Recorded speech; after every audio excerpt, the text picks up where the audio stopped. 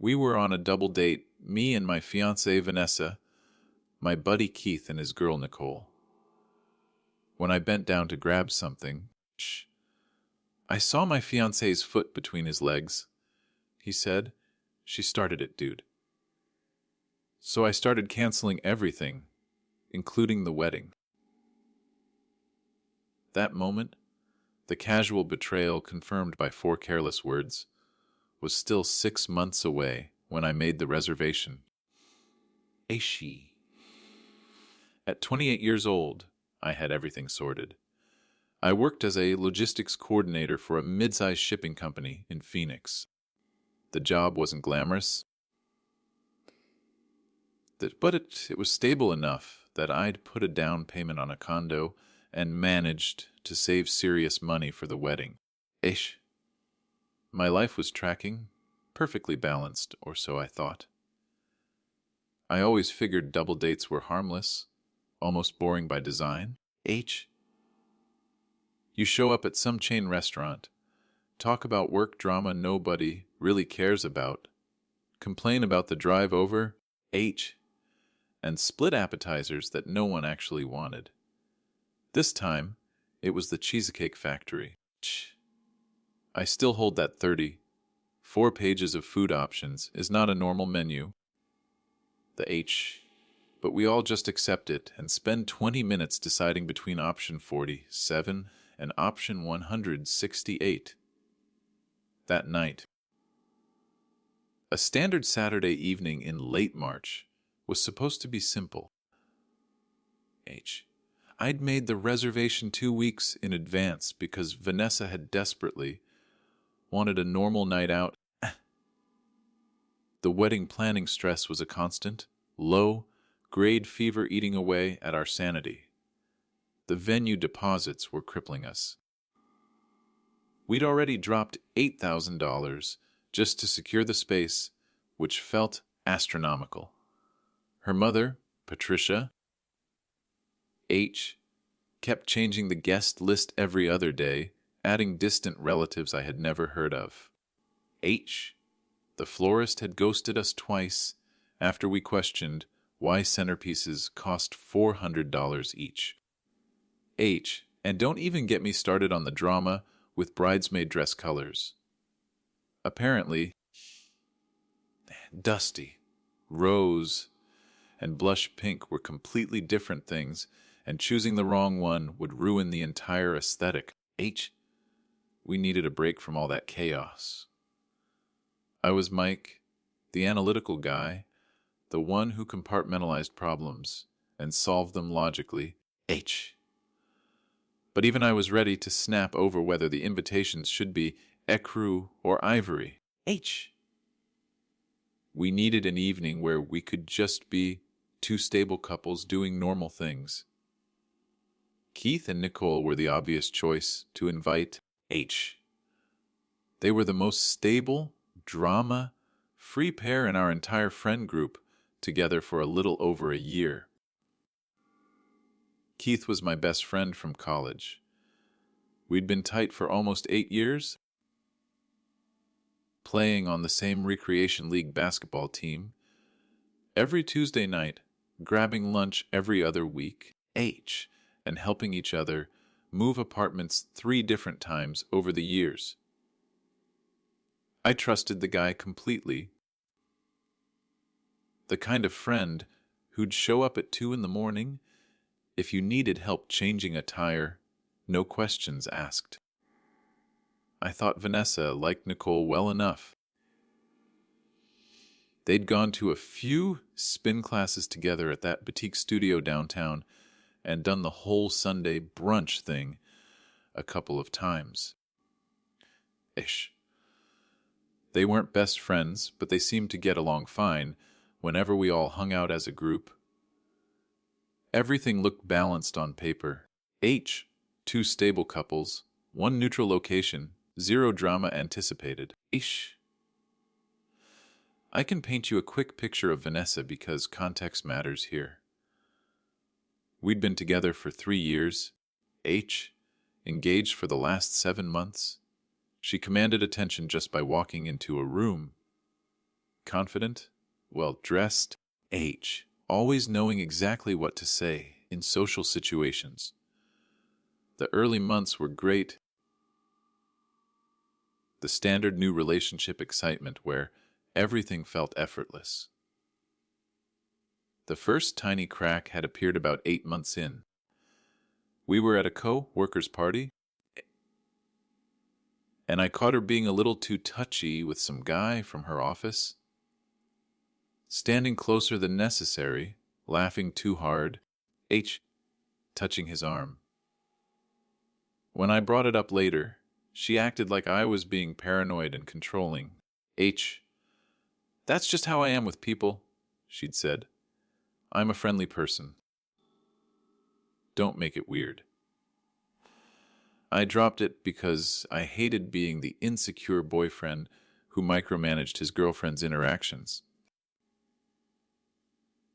Looking back now, that should have been my first real warning sign, the internal conflict I had struggled with. The doubt I always suppressed. The pattern of dismissing my concerns and making me feel crazy for noticing obvious things would become her signature move.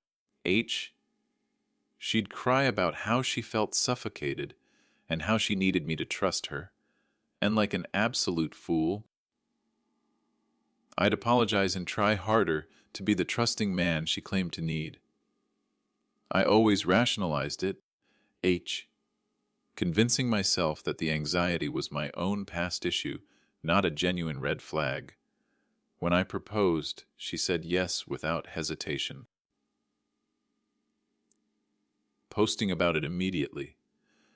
The wedding planning started immediately, and that's when her stress levels went into overdrive. Or so I thought. She became more distracted, more irritable, more likely to snap at me. H.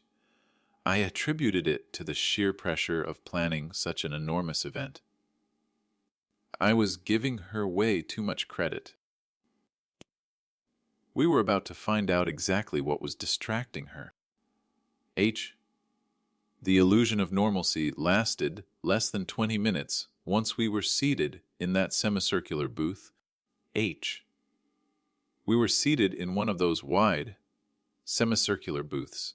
It was supposed to feel social and intimate in a good way.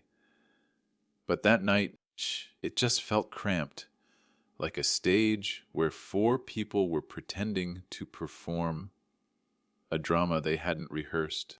H. I remember the brief moment of relief when Vanessa first slid in and leaned into my shoulder, playful and light.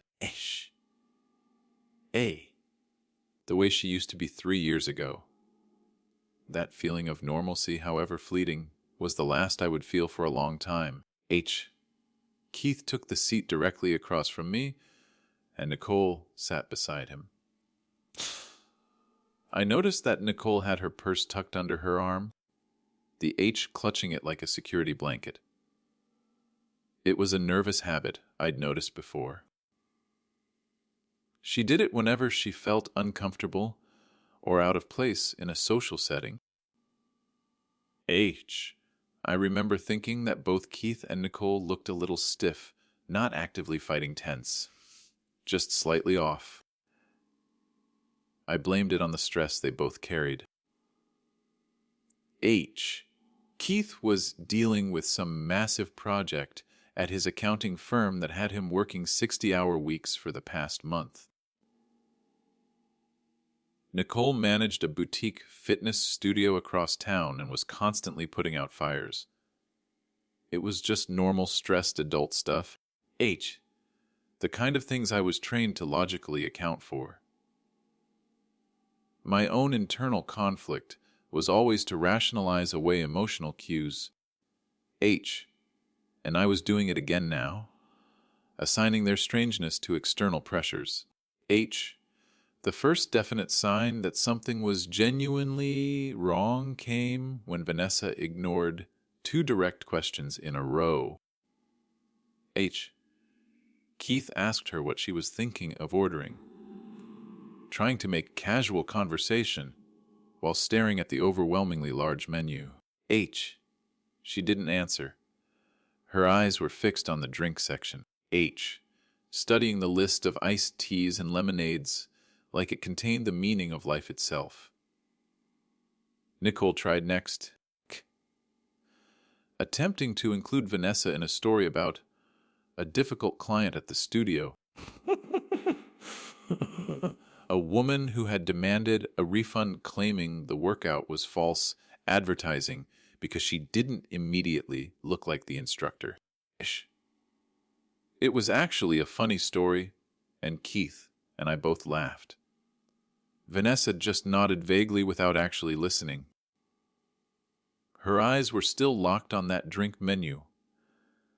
When Nicole finally asked if she was okay, Vanessa claimed she was tired.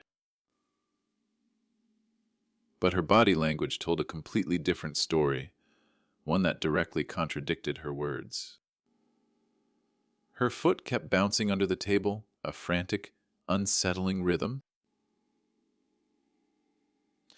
Like she had more caffeine in her system than all three of us combined. Her fingers drummed against the tabletop in a silent, anxious staccato. Her eyes darted around the restaurant constantly, never quite settling on any one thing for more than a second or two. I found myself analyzing her behavior, trying to place it into a category I could manage. I attributed it to extreme wedding stress. I figured she was mentally running through vendor contracts and seating charts and all the other tiny details that had been consuming our lives. She'd been obsessing over details for weeks. Losing sleep over whether we needed assigned seating or if people could just find their own spots. I told myself that she was overwhelmed. That she was worried about the $8,000 we had already spent, and the thousands more to come. I clung to that logical explanation that everything was normal and temporary. Because the alternative, that the stress was masking something deliberate and immediate, was something my analytical mind simply refused to process. I couldn't admit to myself that my intuition, the thing I always suppressed, was screaming that something was fundamentally wrong with the woman sitting next to me. If only the reality had been that simple and that innocent. The air grew heavy. Quiet save for the distant clatter of dishes and the incessant thrumming of Vanessa's anxiety under the table. All leading to a disaster I was not prepared to face. The air at the table felt dense and manufactured. Thick with unspoken tension that I had been desperately trying to label as stress. About 20 minutes into us being seated, our server came by with a fresh stack of napkins. This was only because someone at the table next to us, in the middle of a loud, boisterous story, had knocked over a tall glass of water. Our server had been helping clean up the spill, and in the process of grabbing extra napkins from our table's small holder, one slipped off the edge and fluttered to the floor.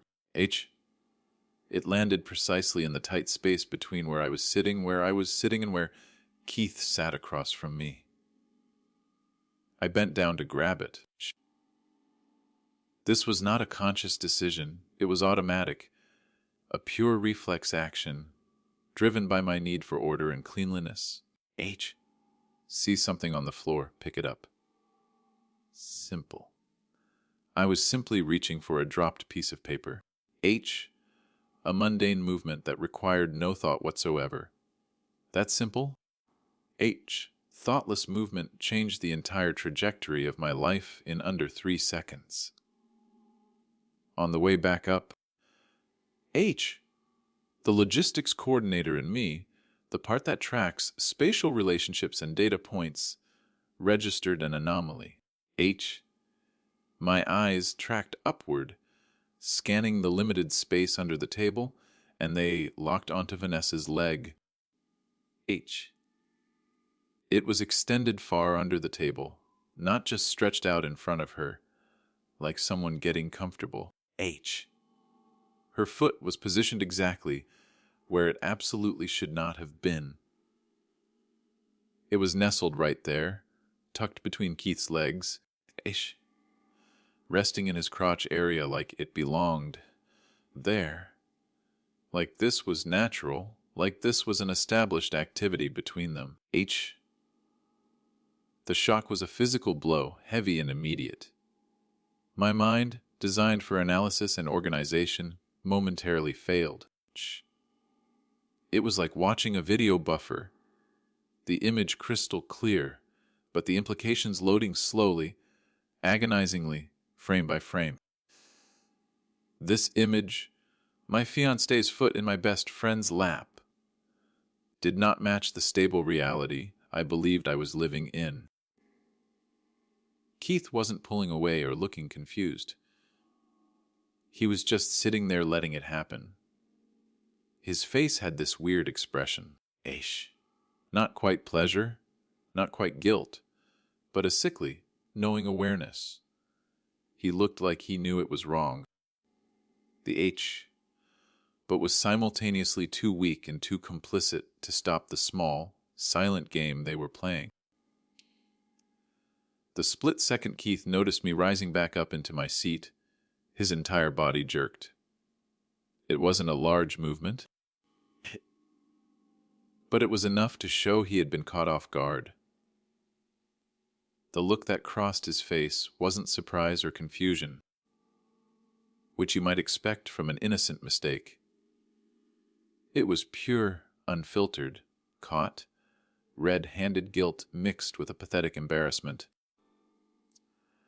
It was the exact expression people wear when they have been caught mid-act and, no, there is no believable excuse coming. I settled fully back into my seat, my heart slamming against my ribs. I had to be sure I wasn't just misinterpreting the situation. H. Inventing drama out of the paranoia Vanessa had spent years installing in me. I took a breath, held it for a 3 count, H, then let it out slowly, pushing away my self-doubt. I risked one more look under the table to confirm what I had seen.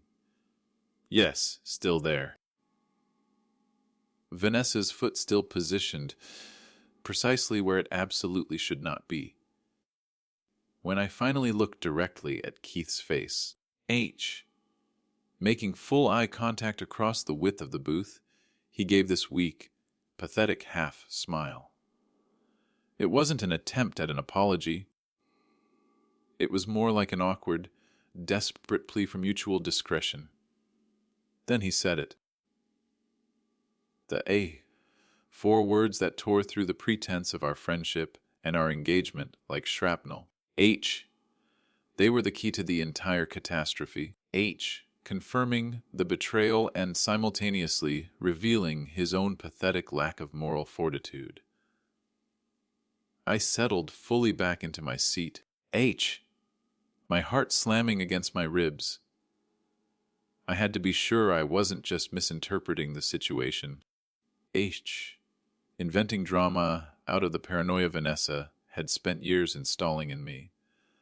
I took a breath, held it for a 3 count, A, then let it out slowly, pushing away my self-doubt.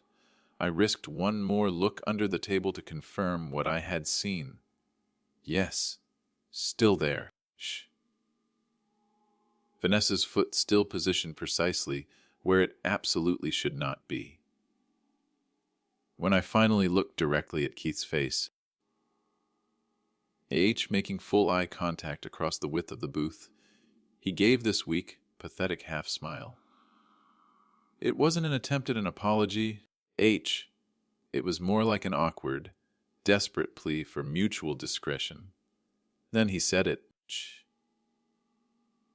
4 words that tore through the pretense of our friendship and our engagement like shrapnel. H. They were the key to the entire catastrophe.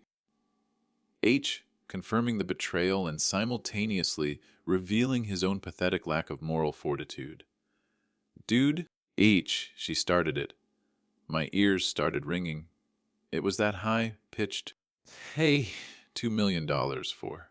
The H metallic tone you get when something genuinely shocking happens and your internal alarm system momentarily screams that everything you thought you knew was wrong. Shh. Not, this isn't what it looks like. Not, I can explain. Not even, I'm sorry. Just a casual, pathetic admission that, yes, this was happening. But he wanted to make sure I knew he was only a secondary participant. To $1 million for. The H. As if assigning the blame would somehow fix the fact that my fiancé's foot was literally in his crotch while his girlfriend and I sat at the same table pretending to have a normal dinner conversation. H. I took one more steadying breath. When I finally settled fully into my seat, Vanessa yanked her foot away. H. The speed and violence of that movement, like the table surface had suddenly turned into hot lava, told me everything I needed to know. H. She had been completely aware the whole time.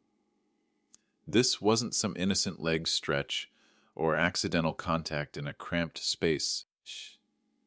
This was deliberate. She acted like nothing had happened, keeping her face calm and almost bored. Like we were still just sitting here discussing appetizers. But her hands were trembling violently as she reached for her water glass. H. She took a sip, her eyes darting everywhere except in my direction. H. The guilt was written all over her face for anyone who cared to look. H. A stark contrast to the practiced mask of innocence she tried to wear. The time for excuses was over. H. The game had ended the moment the napkin hit the floor. H. The sickening reality of what I had seen under the table was still reverberating through me. H. But the years I had spent as a logistics coordinator, demanding clarity and minimizing waste, took over. I refused to give anyone the time to manufacture a convincing cover story. I looked directly at Vanessa and asked, H, what exactly do you think you were doing? My voice was low, flat, and entirely devoid of the explosiveness she probably expected. H, it was just a question, clear and direct, seeking the data point of the actual truth.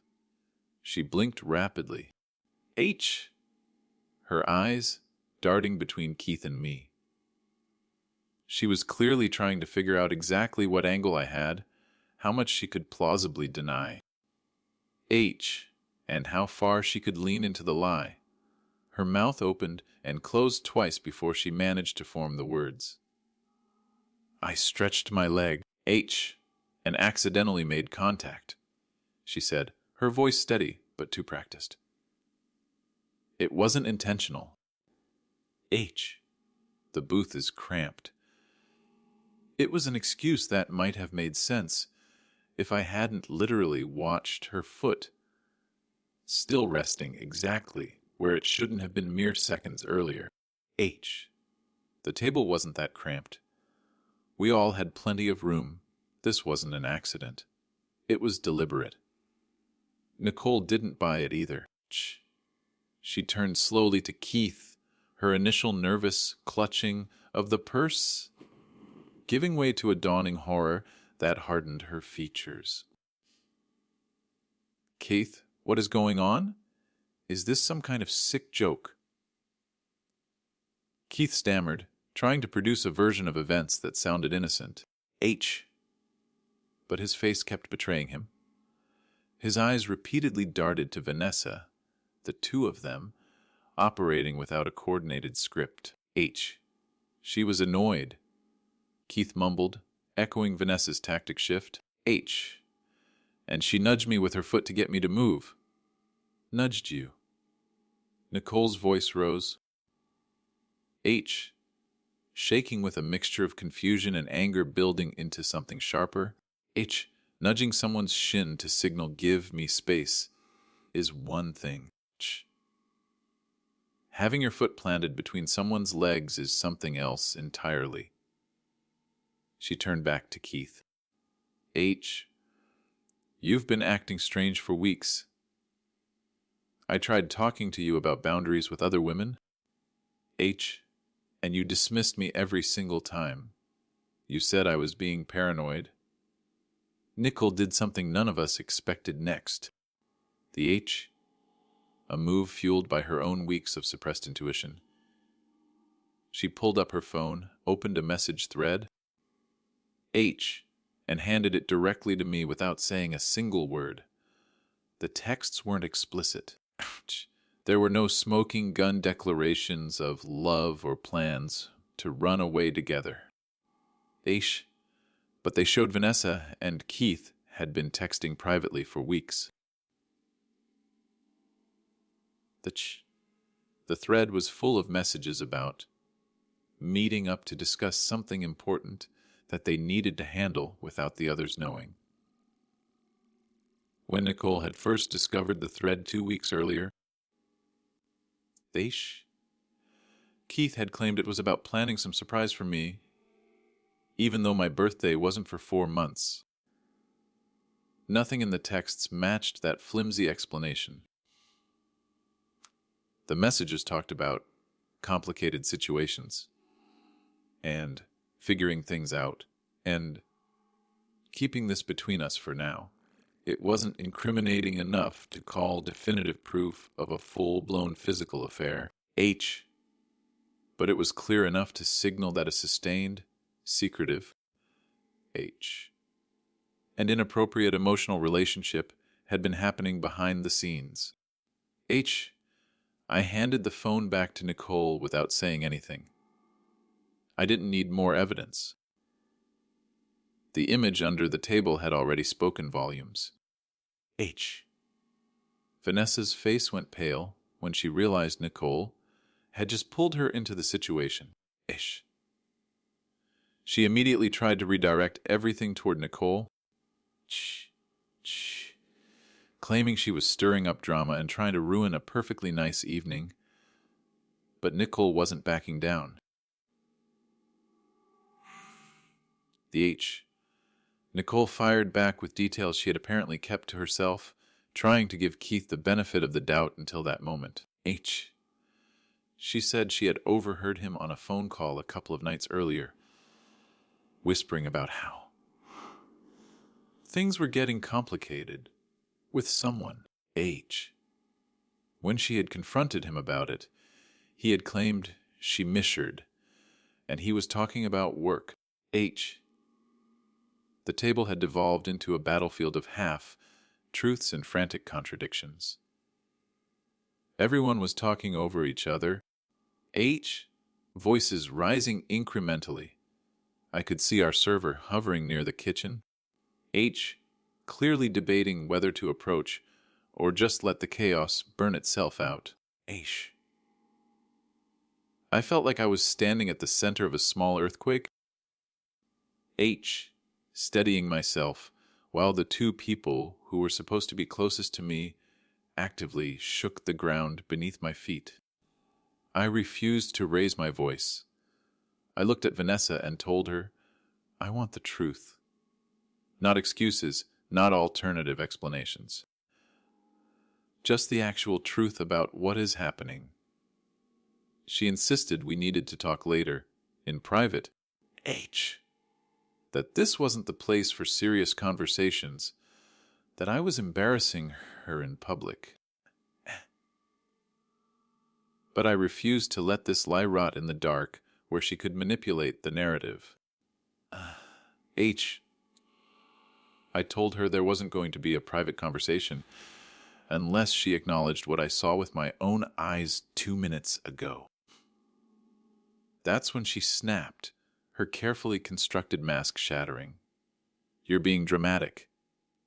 Nothing happened. You're ruining everything over nothing.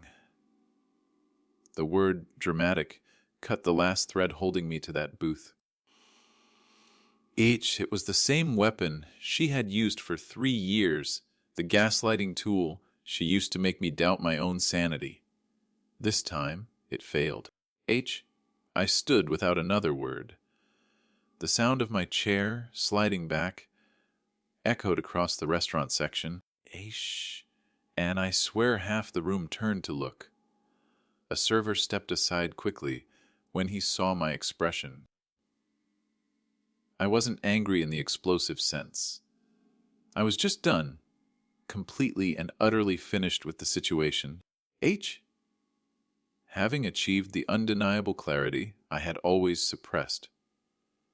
I walked out of the Cheesecake Factory, leaving the noise of the argument and the smell of cheap appetizer oil behind me. Nicole followed first, shaking with shock as she tried to process the total unraveling of her own relationship. Keith remained glued to the booth like a coward, frozen in place by guilt. Vanessa came after me into the parking lot, calling my name. Demanding I let her explain. Her voice bounced off the parked cars, desperate and shaky. She ran up, trying to grab my arm. But I stepped back, establishing a physical distance between us. She insisted it was nothing, that I had misunderstood, that Keith had misinterpreted her movement. The excuses were pathetic, flimsy attempts to re-establish the narrative she wanted. I don't need rehearsed lines, Vanessa, I said, my voice steady. I saw what I saw. She started crying then. Real tears or performance tears, I honestly couldn't tell anymore, and for the first time, I didn't care to analyze which it was. We're supposed to get married in 3 months, she choked out. You're going to throw that away over this. You threw it away the second you decided to play footsie with my best friend while sitting next to me. I countered. The logical, analytical part of me finally had the upper hand, delivering the facts without emotional compromise. That seemed to land differently than she expected. The mention of the wedding was supposed to be a tool of manipulation. But I had turned it back on her. Her tears stopped abruptly, and her expression hardened into something cold and familiar, the look she used on people she deemed beneath her. Fine. If you want to be that way, go ahead, she spat. But you're going to regret making decisions when you're emotional. I got in my car and drove home. Nicole texted me an hour later saying she had gotten a ride from a coworker who happened to be at the same restaurant. Keith and Vanessa had apparently stayed at the table, arguing after we left. And the manager had to ask them to leave when they got too loud. That night, I sat in my apartment staring at the wall. My phone kept buzzing with texts from Vanessa, missed calls from Keith, and a long, rambling message from Vanessa's sister, Autumn. About how I needed to give Vanessa a chance to explain. I ignored all of it. I didn't go to bed until the early hours of Sunday morning. But when I woke up, there was perfect clarity. No confusion, no self-doubt. I knew exactly what needed to happen. Fueled by the evidence I had and the certainty of my own eyes. But before I could even start calling vendors, Vanessa's family got involved in the way I knew they would. Her mother, Patricia, called Sunday afternoon, her voice dripping with vague concern. Honey, Vanessa told me what happened last night. She's devastated. Please just talk to her. I'm sure this is all a big misunderstanding. There's no misunderstanding, Patricia. H. I saw what I saw. Well, Vanessa says you're blowing things out of proportion. Patricia pushed. You know how she is. She's affectionate with everyone. That's just her personality. Keith probably misread her friendliness. The mental gymnastics required to arrive at that conclusion were Olympic level. H. I ended the call politely, unwilling to engage in the enabling and manipulation. Immediately, I got another call, this one from Autumn. The H, Vanessa's younger sister.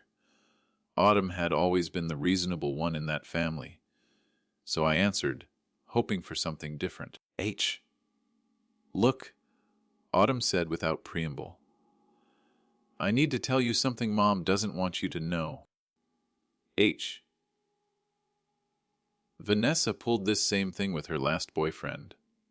Got too close to his roommate, denied everything when he called her out, H, and then blamed him for being controlling when he ended things. That stopped me cold. She did what? Mom swept it under the rug, H, convinced Vanessa it wasn't her fault, and we all just moved on. But I felt sick watching her do the same thing to you. You seem like a good guy, H, and you deserve to know this isn't the first time. My internal conflict, the doubt I carried about being too paranoid, vanished in an instant. H. This wasn't an isolated incident or an accidental slip. This was a pattern. This was a fundamental aspect of her character. H. Autumn laid out a history I had been blind to. Vanessa had a history of crossing boundaries, then gaslighting the men who called her out on it. H. She thrived on attention from multiple sources and genuinely believed she wasn't doing anything wrong because the actions were only emotional. After hanging up with Autumn, the picture was horrifyingly clear. This wasn't a mistake. This was who Vanessa was. H and I had been too invested and too easily gaslit to see it. The information was the necessary, final piece of data I needed. H. My emotional arc shifted entirely. I was no longer grieving a lost love, but celebrating a narrow escape. H. I was ready to act with absolute surgical precision. The clarity I woke up with on Monday morning was cold and absolute. H. The way a perfectly calculated algorithm provides the only correct solution. H. The confusion and self-doubt that Vanessa had meticulously nurtured for years were gone, replaced by the data Autumn had provided. H. This was a pattern, and my only logical course of action was a swift, total excision. I had to cancel the future. I started making calls immediately. First, the wedding venue. I explained the situation professionally and succinctly. H. The engagement was over, and I needed to cancel the wedding that was scheduled in 3 months.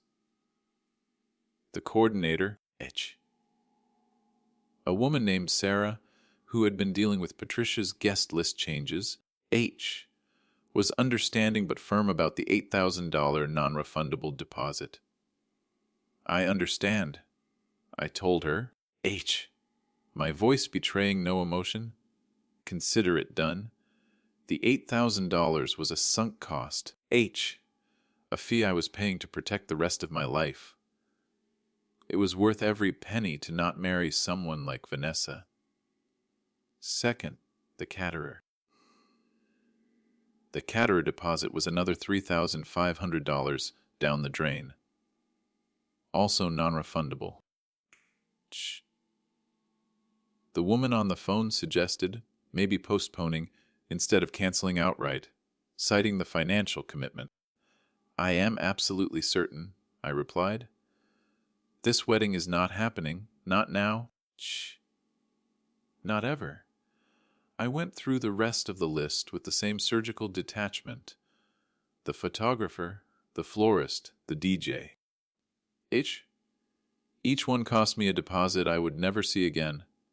By the time I finished the calls, I had lost roughly $15,000 in sunk costs, money that had been hard, earned, and carefully saved. It was a significant financial blow, a devastating loss for a man who valued stability. But the alternative, marrying Vanessa, would have cost me infinitely more in the long run. Costing me my mental health and my self-trust. I accepted the loss as a necessary transaction. I called my jeweler next. The engagement ring, which Vanessa had conveniently left on her nightstand before our double date, had cost me $12,000. He said they had a 30-day return policy for store credit, and since the incident was just a few days old, I could get about $9,000 back in credit toward future purchases. I told him I would be in that afternoon. Getting that value back felt like a small, tangible win in a sea of losses. Then I did something I had been putting off, the final, crucial step in dissolving the betrayal. I called Keith. He answered on the first ring, sounding desperate and relieved. "Dude, shh, I'm so glad you called," he rushed out. "We really need to talk about what happened." "You're right," I said. "We do." "Why did you say she started it when I caught you?" There was a long, uncomfortable pause, the silence heavy with the truth he couldn't deny. Because she did. Look, man, I know how this sounds. But Vanessa's been flirting with me for weeks. At first, I thought I was imagining it, like maybe she was just friendly. But then she started texting me privately, suggesting we grab coffee without telling you or Nicole. Keith's voice was a torrent of weak excuses now. She'd touch my arm when we were all hanging out, stand too close, that kind of thing. I should have shut it down harder. I know that. But I kept thinking maybe I was reading too much into it. Then at dinner, her foot was suddenly between my legs, and I panicked. I didn't know what to do. When you caught us, I just froze. You could have told me weeks ago when this started. I pointed out, calmly laying out the logistical failing of his loyalty. I know I should have. I was a coward, and I'm sorry. Nicole already left me, and honestly, I deserve it. I screwed up every possible way I could have screwed up. Yeah, you did. I confirmed. The betrayal wasn't just the Footsie. It was the entire lead-up. The weeks of secrecy and the final act of passive blame. Can we come back from this? No, Keith. We can't. The decision felt effortless. You're not a villain, but you're careless in a way that destroys people who trust you.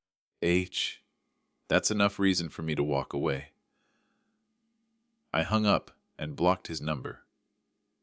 The weight of 8 years of friendship suddenly vanished.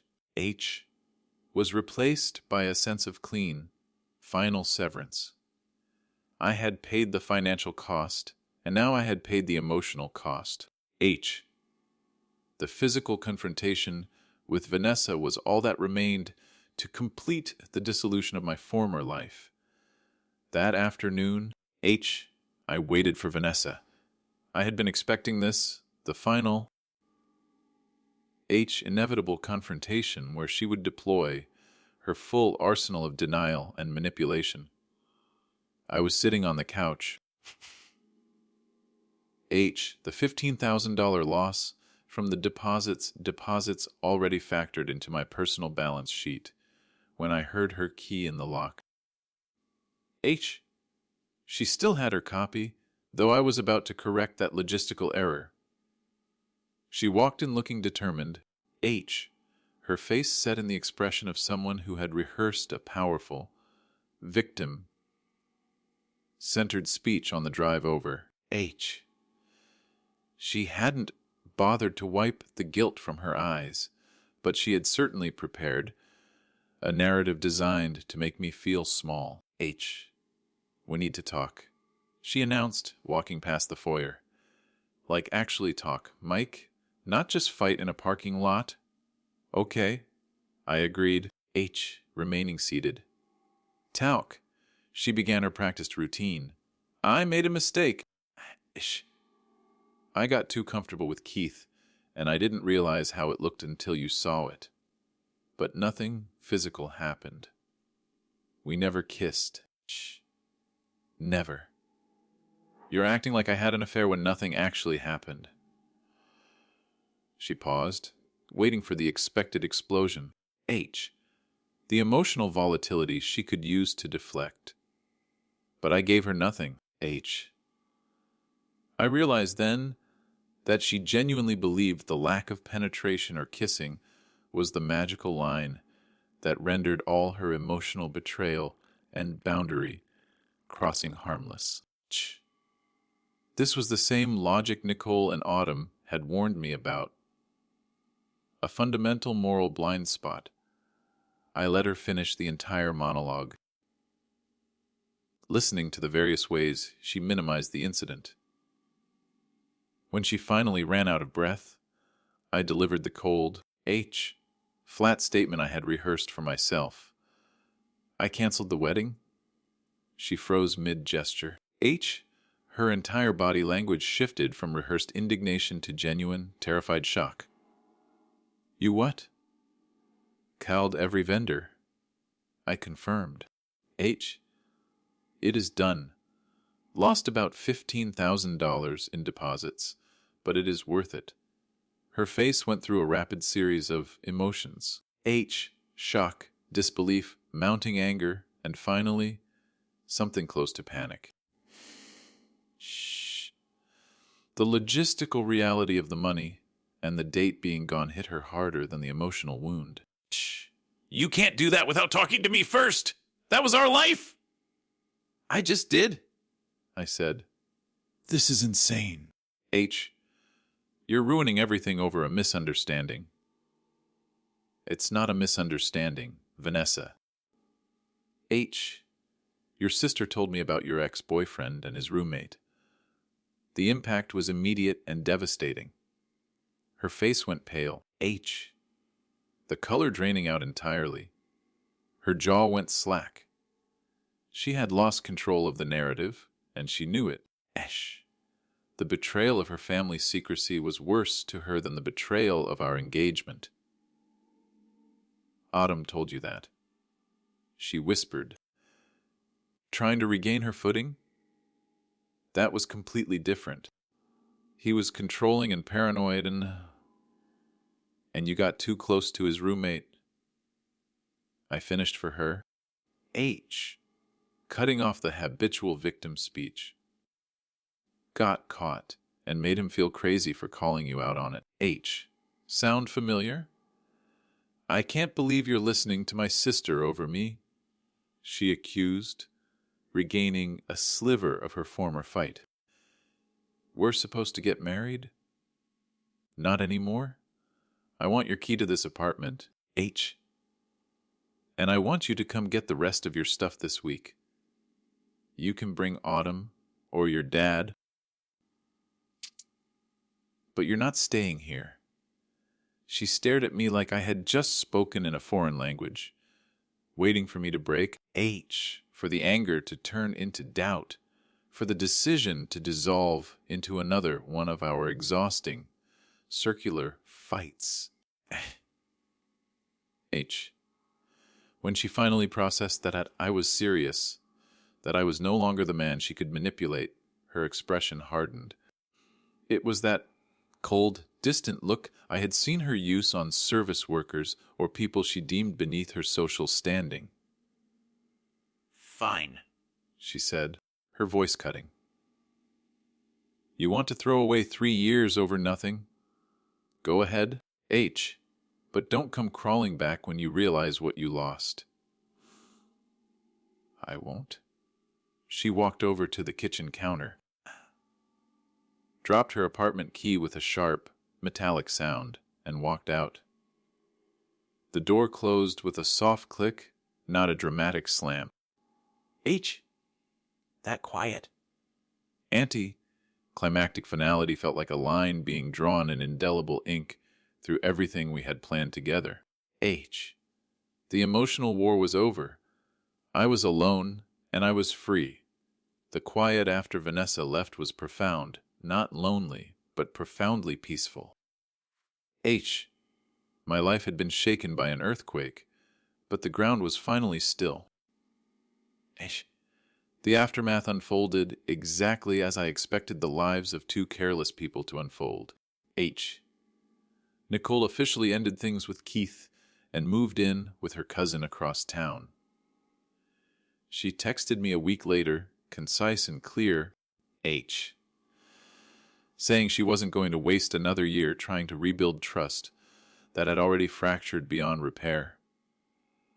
Apparently, H, most men she knew would have pressured her to forgive him for the sake of the friendship. H. But she thanked me for not minimizing what happened or making excuses for Keith's behavior. H. Keith tried reaching out to both of us multiple times over the next few weeks, hoping for redemption. Neither Nicole nor I responded to any of it. He wasn't evil, but he was careless in a way that demolished trust. H, and that was enough reason to cut him out permanently. Vanessa moved back in with her parents temporarily. According to Autumn, H, who kept me updated, because she felt guilty for not warning me sooner. That arrangement fell apart within a week. Vanessa got into a massive screaming match with Patricia over what had happened, H, insisting everyone was against her and refusing to take any responsibility for her actions. Patricia, in her infinite enabling wisdom, H, tried to defend Vanessa's behavior by claiming she was just confused and overwhelmed by wedding pressure. Vanessa's dad, Michael, the H, finally put his foot down and told her to either grow up and take accountability or find somewhere else to live. H, she chose to move in with a friend instead. Patricia called me exactly one time after the breakup. H, her voice dripping with barely concealed accusation. You know, H, abandoning Vanessa during one of the hardest times of her life shows a real lack of character. Patricia, H, she didn't make a mistake. I corrected her. She made a series of choices that showed me exactly who she is. I'm not destroying her. I'm protecting myself. I hung up and blocked her number. 3 months after the restaurant incident, H, I ran into Nicole completely by accident at a coffee shop downtown.